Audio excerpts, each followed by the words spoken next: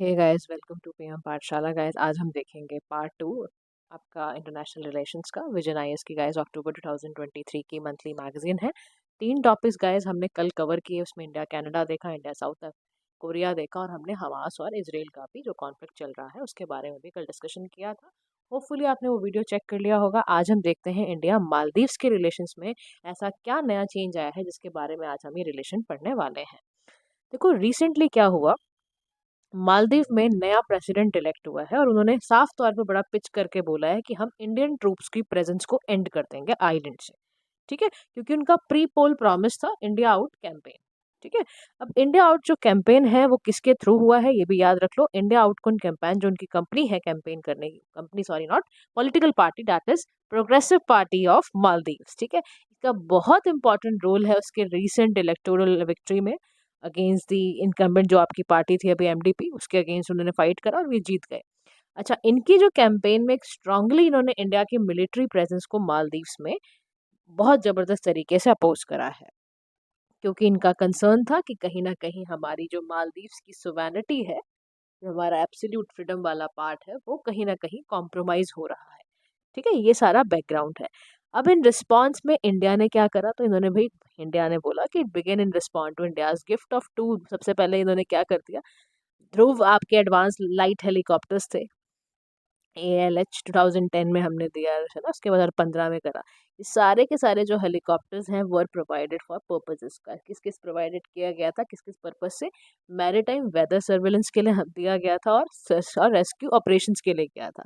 ऐसे ही 70 हमने Indian military personnel जो थे मेंटेन करते थे, इंडिया का स्पॉन्सर्ड जो भी रडार स्टेशन थे या सर्वेलेंस एयरक्राफ्ट थे। तो ये सब चीज़ें हो रही थी। तब देखो, मालदीव जो है उसकी पोजीशन आप चेक करो, उसकी कैपिटल याद रखना माले है। मालदीव की पोजीशन इंडिया के नदर्न इंडियन ओशन की तरफ पड़ती है, जहां पर पेट्रोल किया जाता है, विकिनिटी ऑफ वाटर है ना, by Indian navy warships. India का चाइना का जो पॉलिटिकल डायनामिक है वो आपने मालदीव्स का देखना है। कब कब कॉर्डियल रिलेशंस रहे, कब कब आपके कई सारे स्ट्रेंड आ गए रिलेशनशिप्स में। अब समझने की ज़रूरत ये है कि हम यहाँ पर ये पढ़ क्यों रहे हैं। देखो, आपने क्राइसिस समझ लिया, अब समझने की ज़रूरत है importance of Maldives for India. मतलब इंडिया के लिए, इंडिया के एस्पेक्ट से मालदीव हमारे लिए क्यों इम्पॉर्टेंट है। तो सबसे बड़ा इसका रीज़न है गाइस, पहला रीज़न है आपका integral to India's neighbourhood first policy. क्योंकि इंडिया की जो फॉरेन पॉलिसी है उसमें हम बहुत ज़्यादा इंटीग्रेट करते हैं हमारे नेबरहुड से। हमारे तो नेबरहुड से देखो वैसी रिलेशंस में बड़ा कुछ ना कुछ चलता रहता है। अब यहाँ पर हमारे ना देखो, इनके साथ बड़े strong cultural, economic, trade ties रहे हैं फॉर सेंचुरीज से बहुत। तो मालदीव हमारे लिए एक इम्पॉर्टेंट कंपोनेंट है। अच्छा, मालदीव जो है वो सार्क का भी पार्ट है। सार्क आप जानते ही है, रीजनल ऑर्गेनाइजेशन है साउथ एशियन रीजन्स की, 1985 में स्टैब्लिश की गई थी, south Asian association for regional cooperation. इसकी जो कि मीटिंग्स अभी नहीं हो पाती हैं बिकॉज ऑफ सम में ना, आपको पता ही है इंडिया पाकिस्तान रिलेशंस खराब होने की वजह से। अब इसकी बात ये है कि जो मालदीव्स की लोकेशन है ना, इंडिया के एस्पेक्ट में बड़ा स्ट्रैटेजिक लोकेशन है, क्योंकि मालदीव एक ऐसा लिंक बनाता है, चौक पॉइंट बनाता है इंडियन ओशंस का, including the Gulf of Aden, Strait of Hormuz and Strait of Malacca. इतना इंपॉर्टेंट पॉइंट है ये। यानी कि जो इसकी लोकेशन है इंडिया के लिए बहुत ज़्यादा सिग्निफिकेंट है, क्योंकि यहाँ से 95% जो ट्रेड का वॉल्यूम है वो जाता है, और 68% ट्रेड बाय वैल्यू जाता है इंडियन ओशंस की तरफ से। ठीक है, तीसरी बात जो हमारे लिए मालदीव इंपॉर्टेंट है वो है फर्स्ट लाइन ऑफ डिफेंस, क्योंकि due to its proximity to India, Maldives first line of defence है। हमें डिफेंस दे सकता है, मेरे टाइम थ्रेट से हमें बचा सकता है, टेररिज्म, पायरेसी, ड्रग ट्रैफिकिंग से। फिर अगर रिड्यूस हो जाएगा influence of China in the IOR से भी बचना ना, इंडियन ओशन रीजन में चाइना की प्रेजेंस को कम करने के लिए हमारा मालदीव के साथ रिलेशन अच्छा रखना बहुत ज़रूरी है। तो चाइना हैज़ बिगन बेसिकली क्या करते हुए, consistent military presence in the Indian Ocean region. इसीलिए हमें डिप्लोमेटिक रिलेशंस अच्छे करने चाहिए। अब हमारा यहाँ पर डायस्पोरा भी बहुत ज़्यादा है। हेल्थ एंड एजुकेशन सेक्टर में हमारा बहुत ज़्यादा स्ट्रॉन्ग प्रेजेंस है हमारे लोगों की यहाँ पर। ठीक है, अब importance of India for Maldives तो आप जानते ही हो कि मालदीव ही, हम ही पहले ऐसे कंट्री थे जिसने मालदीव को 1965 में जब ये इंडिपेंडेंट हुए तो हमने इनको रिकॉग्नाइज करा। हमारे इनके पॉलिटिकल डिस्प्यूट होने के बावजूद भी इंडिया के टाइज हमेशा हमने अच्छे रखे, हमने मैरीटाइम बाउंड्री ट्रीटी वगैरह भी साइन करी। हम फर्स्ट रिस्पॉन्डर होते हैं, हमने ऑपरेशन कैक्टस चलाया था, मिलिट्री इंटरवेंशन की थी 1988 में इनको कूप से प्रिवेंट करने के लिए। तो हमने इनकी हमेशा सुनामी में मदद करी है, हमने वाटर शॉर्टेज जब भी होती थी हमने हेल्प करी है इनकी। तो हम भी इनके लिए बड़े काम के साबित होंगे। अच्छा, लेकिन हमारे कहाँ कहाँ कोऑपरेशन है पहले वो भी देख लो। बायलैटरल ट्रेड रिलेशन देखो, बाय 2021 अगर आप देखो तो हमारा जो इनके साथ बायलैटरल ट्रेड था वो $3 to 3.9 मिलियन था। तो मतलब with India becoming a Maldives का थर्ड लार्जेस्ट ट्रेड पार्टनर है। उसके बाद सिक्योरिटी एंड डिफेंस में देखोगे तो हमने इनके साथ comprehensive action plan for defence sign करा हुआ है। हमने 70% जो हमारा डिफेंस ट्रेनिंग नीड्स है वो इंडिया इनकी मीट कराता है मालदीव्स की। इंडिया डिफेंस इक्विपमेंट सप्लाई करता है, मिलिट्री हॉस्पिटल वगैरह देना, कोस्टल सर्वेलेंस वगैरह देना। इंडिया ने इवन एक अटॉल बनाई। अटॉल गाइस बेसिकली एक तरह का ना कोरल रीफ सिस्टम होता है, वो बना के दिया हमने इनको थ्रू थिला फ्लू कहते हैं उसको। ज्वाइंट मिलिट्री एक्सरसाइज हम करते हैं इनके साथ इक्विवेलेंट, देखो पेपर में आ सकता है हमने कौन सी मालदीव्स के साथ ज्वाइंट मिलिट्री एक्सरसाइज करी, तो इक्विवेलेंट हम करते हैं। हम इनको humanitarian assistance and disaster relief exercise में हेल्प करते हैं। डेवलपमेंट कोऑपरेशन में हमारा मतलब इंडिया ग्रांट करता है मालदीव्स को high impact community development projects में। इंफ्रास्ट्रक्चर हमारा प्रोजेक्ट्स के लिए बहुत अच्छा होता है, टूरिज्म के लिहाज से बहुत सारी चीज़ें अच्छी होती हैं। ठीक है, तो ये सारी चीज़ें हैं। अच्छा, चैलेंजेस जो हमारे रिलेशंस में देखने को मिलता है, वो पहला चैलेंज है इंस्टेबिलिटी इन दी कंट्री। क्या है? इंस्टेबिलिटी इन दी कंट्री। तो मालदीव की जो सिविल सोसाइटी है बहुत नेसेंट स्टेज में है। उसको बहुत सारे, क्योंकि रिलीजियस एक्सट्रीमिज्म का डर है, ड्रग एब्यूज के प्रॉब्लम्स की वजह से, तो इंडिया की इससे गुडविल जो एफर्ट है वो सारे के सारे खत्म हो जाते हैं। फिर इंडिया में ना मतलब मालदीव्स के अंदर बहुत ज़्यादा एंटी इंडियन सेंटिमेंट्स भी हैं। रिसेंटली जो इलेक्टेड गवर्नमेंट है उसमें बहुत ज़्यादा प्रो चाइनीज गवर्नमेंट है। तो प्रेसिडेंट ने वहाँ पर बोला था भाई विलिंगनेस टू हम सारे इंडिया के साथ एग्रीमेंट तोड़ देंगे, जो भी प्रीवियस गवर्नमेंट ने किए हैं। अच्छा, इन्फ्लुएंस चाइना का यहाँ बढ़ता इसलिए जा रहा है क्योंकि मालदीव एक इम्पॉर्टेंट पर्ल है चाइना के लिए, चाइना के स्टिंग ऑफ पर्ल स्ट्रेटेजी के तहत। तो चाइना क्या करता है, उस अपॉर्चुनिटी को लेने के लिए वहां पर उसने डोमेस्टिक पॉलिटिकल चेंजेस करा दिए अपनी पावर को स्ट्रेंथन करने के लिए। इकोनॉमिक, वो आपको पता है इकोनॉमिकली स्ट्रेटेजिकली हेल्प कर देता है वो सिक्योरिटी फॉर्म में। अच्छा, हमारे साथ समस्या ये आती है कि जब भी हम यहाँ कोई प्रोजेक्ट की बात आती है तो हम हिस्टोरिकली हमने इंडिया ने बहुत ज़्यादा हमारी नेगेटिव इमेज रही है कि हम इम्प्लीमेंट नहीं कर पाते प्रोजेक्ट कंप्लीशन, और इसमें बहुत डिले कर देते हैं। तो वे अहेड में बोल रहा है कि रिश्ते सुधारने की ज़रूरत है। तो उसके लिए आप सबसे पहले तो अलाइंग जो एंटी इंडियन नोशन है ना उस पे काम करो। आपका जो परसेप्शन मैनेजमेंट है वहाँ के लोगों का उसको ठीक करने की ज़रूरत है। वहाँ के लोगों को कम्युनिकेट करो कि यार हम ही थे, वैक्सीन मैत्री हमने ही हेल्प करी थी आपकी। यूथ एम्प्लॉयबिलिटी एंड एंटरप्रेन्योरशिप वहाँ पर बढ़ाओ आप। 35% जो मालदीव पॉपुलेशन है वो यंग पीपल है, 15 से 35 साल वाले हैं, और उन लोगों को आप टारगेट करो। आप अपने प्रोजेक्ट्स को अर्ली कंप्लीट करो। उसके लिए आप एफिशिएंट प्रोजेक्ट मैनेजमेंट ओवरसाइट वगैरह देखो, जो ऑब्स्टेकल चैलेंजेस है उनको दूर करो। उसके साथ गवर्नमेंट के साथ, जो नई गवर्नमेंट आई है उसके साथ इंगेज करने की कोशिश करो, नई अप्रोच के साथ। लेकिन करंट गवर्नमेंट जो है उसके साथ नई अप्रोच के साथ आप जाओ। फोकस करो इंडिया के स्ट्रेंथ क्या है। तो इंडिया की स्ट्रेंथ क्या है? India should provide appealing and substantial alternative China के इन्वेस्टमेंट के तहत। वो इंडिया भी कुछ ना कुछ करे, इंडिया अपने प्रायोरिटाइज करे पीपल टू पीपल कनेक्शन। वहाँ पे इस तरह से चलने की ज़रूरत है इंडिया को मालदीव्स के साथ। तो कंक्लूडिंग लाइन में इंडिया को याद रखना चाहिए कि India footprint in Maldives are बहुत डीप रूटेड हैं, बहुत हिस्टोरिकली कंटेम्प्रेरी रिलेशन हमारे बहुत पुराने हैं। आज भी हम बहुत अच्छा कर सकते हैं यहाँ पर। तो उसको चलते हुए हमारा जो इंडिया मालदीव्स को हमेशा कोऑपरेशन इस पीस पे तो रखना ही चाहिए कि नेबरहुड फर्स्ट पॉलिसी हम इस पे काम कर रहे हैं, सागर पॉलिसी पे हम काम कर रहे हैं। तो इन सब चीज़ों को लेकर हमें चलना चाहिए। नेक्स्ट आर्टिकल है guys United Nations human right council के ऊपर। देखो रिसेंटली क्या हुआ, यूनाइटेड नेशन जनरल असेंबली ने ना 15 मेंबर स्टेट्स को बेसिकली आपके एचआरसी के अंदर इलेक्ट किया है एंड डिक्लाइन कर दिया है। रशिया का जो बिड था रिजॉइन करने का उसको डिक्लाइन कर दिया है। तो जो 15 नए मेंबर्स आए ना गाइस, वो सीक्रेट बैलेट के थ्रू इलेक्ट हुए हैं अकॉर्डिंग टू डिफरेंट रीजन। 2024 से लेके 26 वाले टर्म 2 साल के लिए। कंट्रीज में मिनिमम 97 वोट चाहिए होता है इलेक्ट करने के लिए, कंट्री को चाहिए बेसिकली किसी भी कंट्री का करना है। तो Russia was competing as Albania और बुल्गारिया के अगेंस्ट कर रहा था for 2 seats representing the East European regional groups. Russia was ousted from UHRC से हटा दिया क्योंकि उसने इन्वेट कर दिया था यूक्रेन पर। दूसरी कंट्रीज को इलेक्ट करा गया है, जैसे चाइना है, जापान है, कुवैत है, बुरुंडी है, फ्रांस है, क्यूबा, ब्राजील, इन सबको इलेक्ट में रीजनल ग्रुप में बना दिया है। अब यूएनएचआरसी के बारे में ये समझ लो कि इसके हेडक्वार्टर्स हैं जेनेवा में। ये प्रिंसिपल इंटरगवर्नमेंटल बॉडी है, यूएन सिस्टम के अंडर आती है। इसका काम है ग्लोबल वाइज क्या करना, ह्यूमन राइट्स को प्रोटेक्ट करना, प्रमोट करना। यूनाइटेड नेशन जनरल असेंबली से निकल के 2006 में इसको बनाया गया था, सब्सिडरी ऑर्गन है। ये इंस्टीट्यूट करता है बिल्डिंग पैकेजेस, 2007 से ही कर रहा है।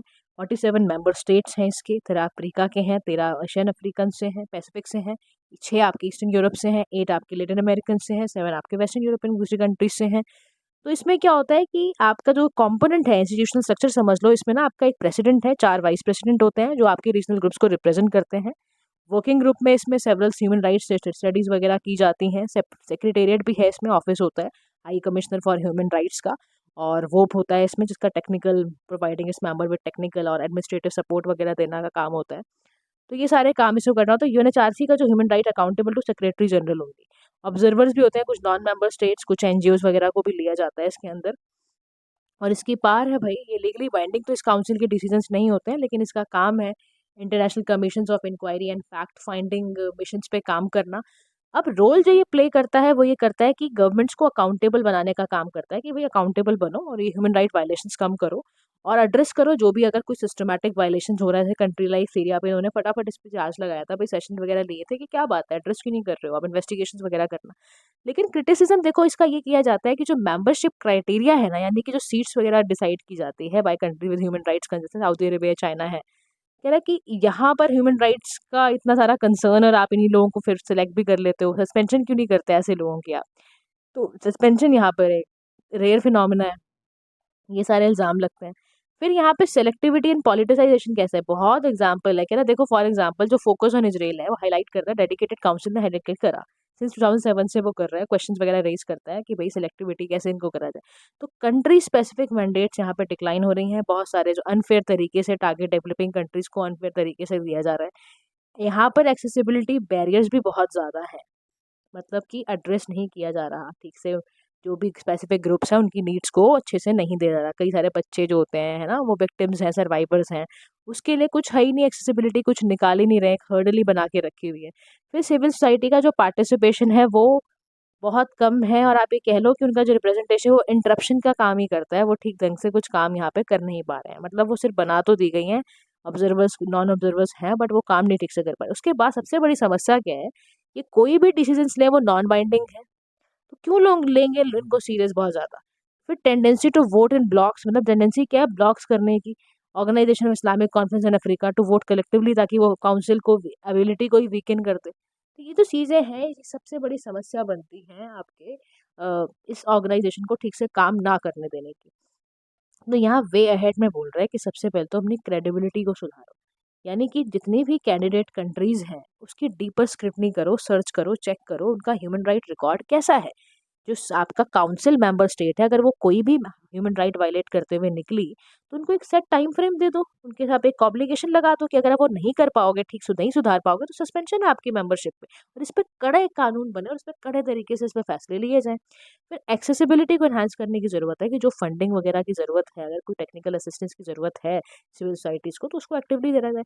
और कुछ चीज़ों पे बड़ा जीरो टॉलरेंस रखने की ज़रूरत है। अगर कोई हरासमेंट या रिप्रेजल कुछ इस तरह का अगेंस्ट सिविल सोसाइटी कर रहे हो, ह्यूमन राइट वायलेशन वगैरह देख रहे हो, तो वो ज़रूर करो। अडॉप्ट जीरो टॉलरेंस पॉलिसी हमें अपनाने की बहुत ज़्यादा ज़रूरत है। फिर हमारा एक्रेडिटेशन होना चाहिए, जितनी भी क्वालिफाइड प्रोफेशनल एक्सपर्ट्स हैं उनसे हम बात करें ताकि एक ऐसा सिस्टम निकल कर आए। प्रोएक्टिव अप्रोच हमें अपनानी चाहिए, जहाँ पर हमें दिख रहा है कि बहुत ज़्यादा severe human right violation detect हो रहा है, अर्ली साइंस उसके देख के ही आप काम करना शुरू कर दो ना, क्यों वेट करना कि पहले कोई बम फूटे फिर ही हम जाएँ। कोऑपरेटिव अप्रोच के साथ ज़रूरत है काम करने की, जितने भी आपकी उनकी ऑपरेशंस हैं, क्लोज रिलेशनशिप रखें हम एचआरसी के साथ भी, यूनाइटेड नेशन सिक्योरिटी काउंसिल, जितनी भी रीजनल ह्यूमन राइट बॉडीज़ हैं, वो आपस में एक अच्छा कोऑर्डिनेशन बना के कोऑपरेशन ढंग वाले से काम करें, विजिबिलिटी अपनी इन्हांस करें, ताकि local level, national level, regional level पर अच्छा काम भी कर पाएँ, परफॉर्म कर पाएँ। क्योंकि परफॉर्मेंस ही सब कुछ आपका दिखाएगी ना गाइस, परफॉर्मेंस नहीं कर रहे आप, एक बॉडी बन के बैठ गए हो तो उससे कोई फ़ायदा नहीं होने वाला। अच्छा, नेक्स्ट इज साउथ चाइना सी। ठीक है, अब साउथ चाइना सी में आपको याद रखना है आपका किस तरह से साउथ चाइना सी आपका स्प्रेड हो रखा है, आसपास कौन कौन सी कंट्रीज हैं, कौन कौन से आइलैंड नेशंस हैं, और किस लिए लड़ाई होती है। देखो, Philippines has removed a floating barrier installed by China. Philippines ने रिसेंटली क्या करा, जो फ्लोटिंग बैरियर था जो चाइना ने इंस्टॉल किया था उसको रिमूव कर दिया, यानी कि विच ब्लॉक्ड फिलीपींस फिशिंग बोट्स को ब्लॉक कर रहा था, क्योंकि वो एंटर नहीं कर पा रही थी साउथ चाइना सी में, कंटेस्टेड एरिया में। और समझने के लिए चाइना ने जब इसको लगाया था, फ्लोटिंग बैरियर इंस्टॉल किया था, वो लागून के इसके इस एरिया के आसपास जो स्कारबोरो आपका जो शॉल है ना, इस पे कराया था। उन्होंने बोला था कि हमारी टेरिटरी है, और फिलीपींस कहता है कि ये हमारा एक्सक्लूसिव इकोनॉमिक जोन के अंदर आता है। ठीक है, तो आप इसको कैसे अपना मान सकते हो। अब बैकग्राउंड समझो इसका कि साउथ चाइना सी डिस्प्यूट बेसिकली हो क्यों रहा है। तो देखो, ये कह रहा है कि while the sea lie south of the mainland, आपके चाइना में लिटरल स्टेट्स के हिसाब से आपका कंट्रीज है, ब्रुनेई है, इंडोनेशिया, सबका पार्ट है। सी के अंदर ये सारी चीज़ें आती हैं, जो मेन लैंड चाइना के कह रहे हैं ना, वो सब में लिटरल जो स्टेट्स हैं वो आपके सारे के सारे कंट्रीज का पार्ट है। चाइना कहता है कि 90% जो रीजन है वो एक्सक्लूसिव इकोनॉमिक जोन है वो 9 डैश लाइन के बेस पे चलता है। 9 डैश लाइन समझ लो क्या होती है, एक तरह की यू शेप लाइन है जो चाइनीज मैप में उन्होंने अडॉप्ट करी थी 1940s में, जो ये दिखाते हैं कि चाइना का क्लेम है इस रीजन पर। साउथ चाइना सी पे 90% क्लेम है चाइना का। ये 9 डैश लाइन से ही बताते हैं, यानी कि ये कहते हैं कि हमारा ही पैरासल आइलैंड भी है, हमारा ही स्प्रेटली आइलैंड भी है, हिस्टोरिकली हमने क्लेम करा था। मीनवाइल जितने दूसरे स्टेट्स हैं वो भी क्लेम करते हैं रिस्पेक्टिव शेयर कि भी हमारा भी तो कुछ पार्ट है। तो चाइना ने इसी में इन्फ्लुएंस अपना दिखाता रहता है, आर्टिफिशियल आइलैंड क्रिएट कर देता है वो, कुछ अपने मिलिट्री इंस्टॉलेशन कर देता है, कुछ पोर्ट्स कंस्ट्रक्ट कर देता है, कुछ एयर स्ट्रिप्स वगैरह कंस्ट्रक्ट कर देता है। तो फिलीपींस इसी को देखते हुए इशू इसी को उठाया और वो चला गया परमानेंट कोर्ट ऑफ आर्बिट्रेशन जो कि हेग में सिचुएटेड है। फिर कोर्ट ने किसके फेवर में रूलिंग करी? फिलीपींस के लिए करी। उन्होंने बोला कि अंडर यूएन क्लॉज यानी कि United Nations Convention on the Law of the Sea 2016 में बोला भाई कि क्रिएट करा गया था विच चाइना की, उन्होंने बोला कि चाइना को इस तरह से ये जो भी चीज़ें वो कर रहा है वो रिफ्यूज कर रहा है कि सारी चीज़ें बिल्कुल गलत है। तो ये सारी प्रॉब्लम्स आई, ठीक है। अब सिग्निफिकेंस पढ़ने से पहले आप समझ लो चाइना सी के साथ प्रॉब्लम्स क्या है। देखो चाइना का अग्रेशन बहुत ज़्यादा है, वो बेकार के अपने मिलिटराइजाइज करता है, अनहेबिटेड आइलैंड बना देता है, आर्टिफिशियल आइलैंड क्रिएट कर देता है और एक्सेसिव फिशिंग एक बहुत बड़ी समस्या है, डैमेज करता है। वहाँ पर चाइना के आर्टिफिशियल आइलैंड बनने की वजह से पूरा मराइन इकोसिस्टम पर असर पड़ता है। उसके बाद जितने दूसरे स्टेट लिटरल स्टेट्स हैं, मैंने आपको बताया ना, जैसे दूसरे जितने स्टेट्स हैं मिलिट्री ड्रिल्स वगैरह करते हैं तो वो अपनी डोमिनेंस को दिखाने की कोशिश करते हैं, तो वो उससे एक प्रॉब्लम क्रिएट होती रहती है इनके बीच में। ग्लोबल कॉमन्स की एक समस्या बहुत ज़्यादा है, यानी कि चाइना का जो क्लेम है उससे ग्लोबल कॉमन्स यानी फ्रीडम ऑफ नेविगेशन बहुत असर पड़ता है। तो अब देखो ये तो मैंने आपको बता दिया कि इसमें समस्या ये सारी आती है, चैलेंजेस है, लेकिन मैं साउथ चाइना सी के पीछे सारे नेशंस क्यों इतने पीछे पड़े हुए हैं? तो इसका सबसे बड़ा कारण है गाइस मैरीटाइम ट्रेड, क्योंकि इस रीजन ये इतना बिजिएस्ट सी रूट है वर्ल्ड का जिसमें 60% ग्लोबल का ट्रेड हो रहा है, यानी कि approximately $3.37 million worth of trade यहाँ से जा रहा है 2016 के अंदर। जितने भी वेसल्स हैं उसको सेफ रखना, सिक्योर करना इनका काम है। अच्छा, 55% इंडिया का जो ट्रेड है वो भी इंडो पैसिफिक रीजन से इसी वाटर से पास हो रहा है। तो यानी कि ट्रेड रूट है, तो ट्रेड रूट है तो यानी कि पैसे का रूट है, तो यानी कि जब पैसे का रूट है तो everything everyone needs all these things, है ना। उसके बाद यहाँ पर दूसरी चीज है नेचुरल रिजर्व्स का होना, जिसकी वजह से चाइना इतना पगलाया रहता है। तो रीजन में बहुत ज्यादा होस्ट वास्ट रिजर्व्स हैं, ऑयल के, नेचुरल गैस के, कोरल लाइन यहीं पे है, हाई सिलिकेट है, सैंड है, क्वालिटी जेम आपको यहाँ मिलते हैं, नेचुरल पर्ल्स आपको यहाँ मिलते हैं। तो ओएनजीसी ने यहाँ पर जो आपके विदेश limited along with petro Vietnam, इन्होंने एक्सप्लोर करा ऑयल रिजर्व्स वगैरह, और इससे ही इंडिया की एनर्जी नीड भी फुलफिल होती है। तो फिशिंग ग्राउंड भी है, आपको पता है ये जो सी है बड़ा वार्म होता है, थ्रू आउट द ईयर गर्म रहता है, इसकी वजह से ये बहुत ज़्यादा major commercial fishing region world का बन जाता है। यहाँ पर जो अनहेबिटेड जितने भी आइलैंड हैं वो रीजन में होस्ट होते हैं, जिससे आप वजह से क्या हो जाता है, पोर्ट्स आप बना सकते हो, रिसर्च एवेन्यूज बना सकते हो, मिलिट्री बेस क्रिएट कर सकते हो।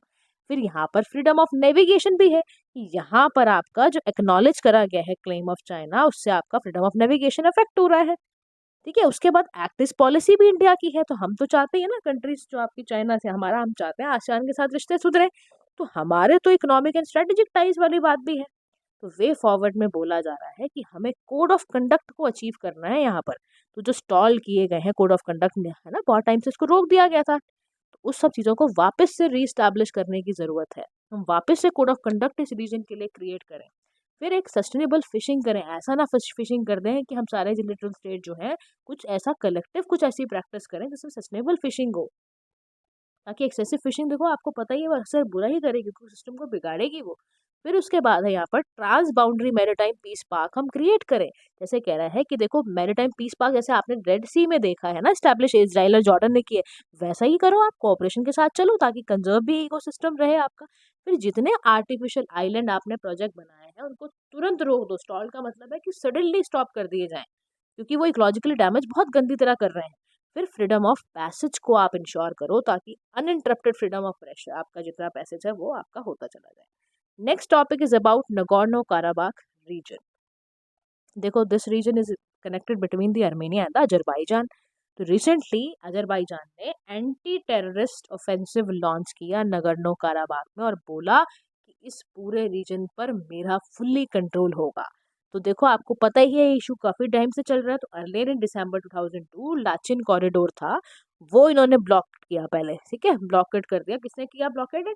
ये किया बाय अजरबैजान, जिससे बहुत ज़्यादा नगार्नो काराबाख के रीजन वाले लोगों को खाना ही नहीं मिला, फ्यूल नहीं मिला, सिवियर शॉर्टेज आ गई, पानी की समस्या। तो लाचिन कॉरिडोर क्या है? 5 किलोमीटर का लॉन्ग कॉरिडोर है जिसको कनेक्ट किया गया है कॉन्क्लेव टू अमेरिका के साथ, पूरा आर्मेनिया के साथ पूरा कनेक्ट करा गया है। नगर्नो काराबाख एक माउंटेनस रीजन है जो कि दोनों रीजन है जो आपके अजरबैजान है या आर्मेनिया है, दोनों ही क्लेम करते हैं। अच्छा, यहाँ पे ना 1.2 लाख पॉपुलेशन है जो ज़्यादातर आर्मेनियन पॉपुलेशन है। उनका कल्चरल टाइज सबसे ज़्यादा हिस्टोरिकल कल्चरल सोशल टाइज वो आर्मेनिया के साथ है। अब इसका हिस्टोरिकल बैकग्राउंड समझ लो इस पूरे कॉन्फ्लिक्ट का। देखो, जो ये रीजन है ये बहुत ज़्यादा कॉन्फ्लिक्ट ऑफ इन्फ्लुएंस से भरा हुआ है, क्योंकि यहाँ पे रीजनल पावर्स आई मिडेवल टाइम पर। इम्पीरियल रशिया आया, ऑटोमन एम्पायर आया, मॉडर्न डे टर्की जिसको आप कहते हो, पर्शियन एम्पायर, ईरान आया। फिर era of Soviet union start हो गया, जहाँ पे जारिस जो रशिया था उसने, सोवियत यूनियन ने यहाँ पर उसको और रास्ता दिखाया। तो नगोर्नो काराबाख इन 1921 के टाइम पर अजरबैजान सोशलिस्ट सोवियत आपके रिपब्लिक के साथ था। 1923 में जिस वाले रीजन को विद इन अजरबैजान ही रखा गया। उसके बाद यहाँ पर जब सोवियत यूनियन डिसॉल्व हुआ 1991 में, तो आर्मेनिया अजरबैजान ने स्टेटहुड अपना लिया कि भाई अपना अपना रीजन है। अब बेचारे जो नागोर्नो काराबाख रीजन को भी इंडिपेंडेंस मिल गई। अब वॉर होती है बिटवीन आर्मेनिया एंड अजरबैजान। पहली वॉर टेंशन शुरू होती है 1988 में। ये क्या करते हैं, रीजनल लेजिस्लेचर अपना अपना बना देते हैं, पास कर देते हैं रेजोल्यूशन और declare is intention to join Armenia. फिर 1994 में नागोर्नो काराबाख वालों के लिए बता रही हूँ, रशिया ने क्या करा, एक सीज फायर लगा दी बिश्केक प्रोटोकॉल को लेकर। तो इससे वजह से क्या हुआ, जो नागोर्नो काराबाख है वो डी फैक्टो इंडिपेंडेंट हुआ। डी फैक्टो इंडिपेंडेंट, मैंने कल भी आपको शब्द बताया था, डी फैक्टो का मतलब है कि लीगली स्टैब्लिश नहीं है बट फिर भी स्टैब्लिश हो रखा है, इंडिपेंडेंट हो गए, अब सेल्फ प्रोक्लेम करने लग गए। स्टेप कहा, ठीक है। तो सेकेंड वर्ल्ड वॉर आपकी 2020 में हुई। इसमें अजरबैजान ने इस टाइम पे मैनेज किया कंट्रोल टेरिटरी पर अराउंड नागोर्नो काराबाख। फिर रशिया ने अपनी डील तोड़ी। फिर Azerbaijan wanted to more concession, no peace deal was linked. तो अब बेसिकली यहाँ पर समय आया जिसमें इनिशिएटिव किया जाए, भाई लिया जाए ऐसे कुछ ना कुछ इनिशिएटिव तो लो कि पीस इस रीजन में है। तो उसके लिए एक मिन्स ग्रुप था जो कि रशिया ने चेयर किया था, यूएस ने चेयर किया था, फ्रांस थे इसमें, और इन्होंने क्रिएट करा organisation for security and cooperation in Europe. तो अर्ली 1990s में एक पीसफुल रेजोल्यूशन हो गया था नगोर्नो काराबाख का। तो Madrid principle by means basically यहाँ पे सजेस्ट किया गया कि जो कंट्रोल है 7 काराबाख डिस्ट्रिक्ट अजरबैजान का हो और सेल्फ गवर्नेंस रीजन हो यहाँ पर। हाउएवर ये एक्सेप्ट नहीं हुआ और मॉडिफिकेशंस हो गई इसमें 2011 के अंदर। तो कह रहा है, देखो अल्टीमेटली आपको समझना चाहिए कि डिप्लोमेटिक नेगोशिएशंस बहुत ज़रूरी हैं। मिन्स ग्रुप को लर्न करना चाहिए। जैसे इंडिया बांग्लादेश में भी तो कॉन्क्लेव हुआ था एक्सचेंज का 2015 में, तो जिस तरह से स्टेप वहाँ पे लिए गए, पीस परमानेंटली आ गया, तो फिर क्या वो इस रीजन में नहीं आ सकता? अच्छा, इंडिया का स्टैंड देखोगे, देखो इंडिया का स्टैंड 2020 में जो था, जब कॉन्फ्लिक्ट स्टार्ट हुआ, तो इंडिया ने बोला कि लास्टिंग रेजोल्यूशन यही है और कि हम पीसफुली इसको डिप्लोमेटिक नेगोशिएशन के साथ काम करें। ठीक है, इंडिया ने ये बोला अपने स्टैंड्स में। इंडिया का इंटरेस्ट इस रीजन में कनेक्टिविटी को लेकर है, क्योंकि आर्मेनिया हमारा बड़ा क्रूशियल प्लेयर है international north south transportation corridor में। अच्छा, जो पॉलिटिकल इंटरेस्ट देखोगे तो 2017 में टर्की, अजरबैजान, पाकिस्तान ने सिक्योरिटी कॉपरेशन बनाया, वहाँ पे हमारा इंटरेस्ट है। फिर हमारा इंडिया का ट्रेड रिलेशन आर्मेनिया के साथ भी बड़ा है, हमारा अजरबैजान के साथ भी अच्छा खासा रिलेशन है। तो हम कैसे दोनों को खो सकते हैं? तो अल्टीमेटली हमें तो दोनों का साथ देना है, तो हमने यही बोला कि पीसफुल होना चाहिए नेगोशिएशन, डिप्लोमेटिक नेगोशिएशन के साथ हम काम करें। तो guys, finally we have completed international relations वाला portion. Shorts will cover in the shorts only. कल से गाइस हम इकोनॉमिक पोर्शन को भी अपना स्टार्ट कर देंगे। Thank you so much for listening. Do like, share and subscribe to PM Pathshala. Have a nice day to all.